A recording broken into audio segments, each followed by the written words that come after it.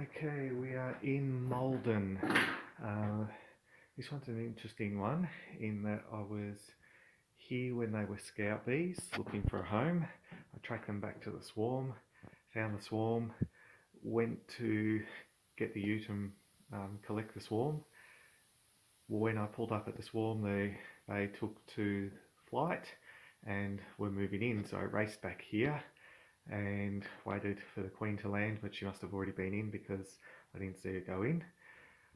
So because they just moved in, I sprayed eucalyptus oil into the cavity and all the bees absconded and went back to the original bush where they started out at.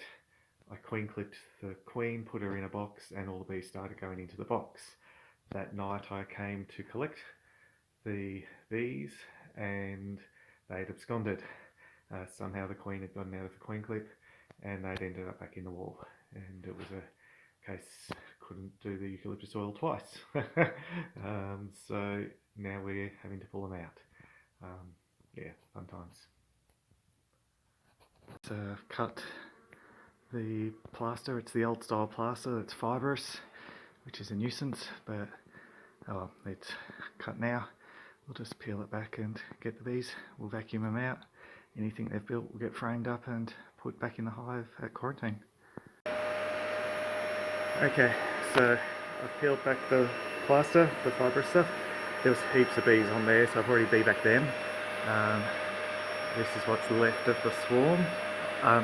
When the swarm absconded, or the hive absconded, a good portion stayed in the box, just not the queen. The rest came back here, so queens will be in here. They've already started making comb. It's a really big cavity, so it would have been ideal for expansion for them. So yay, fun times. So we'll bee back these girls into the box, get the queen, and unite them with the ones that we've got back at quarantine waiting for them. Okay, so it's the same big cavity. The hive goes a fair whack above where I am. So I'm going to have to cut some plaster above this post just so I can get to the rest of the bees. I've started filling the cavity with the old clothing, just that way as I work, as if bees fall, they don't fall all the way to the bottom. So it just makes my life a bit easier, and I'll continue to bee back these bees. Okay, I'm almost at that point where I've got to cut plaster above.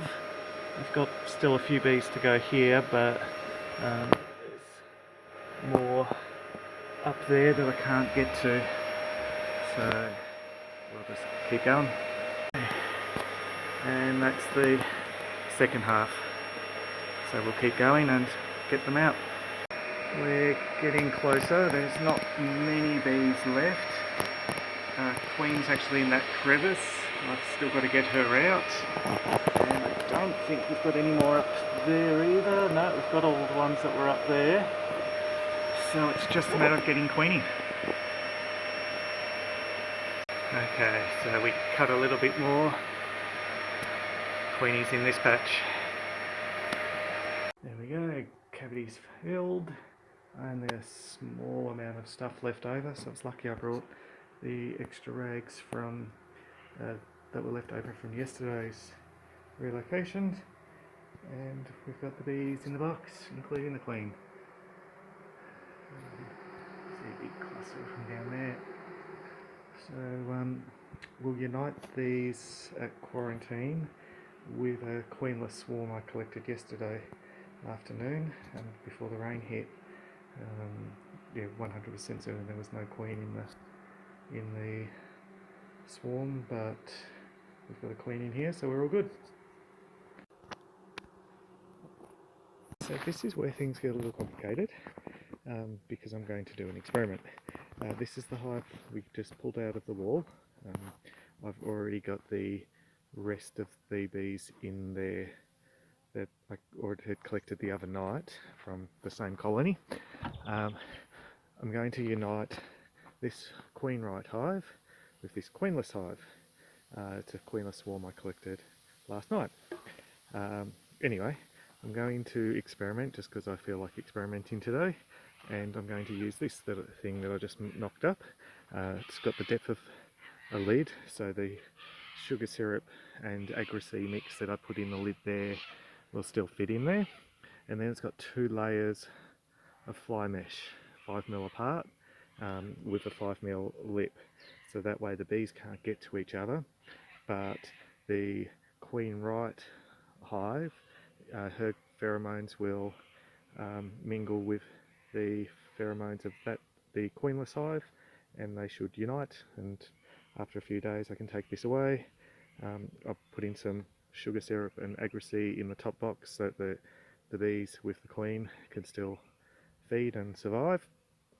It's just an experiment. Sometimes, more often than not, we use talcum powder and to unite 2 hives.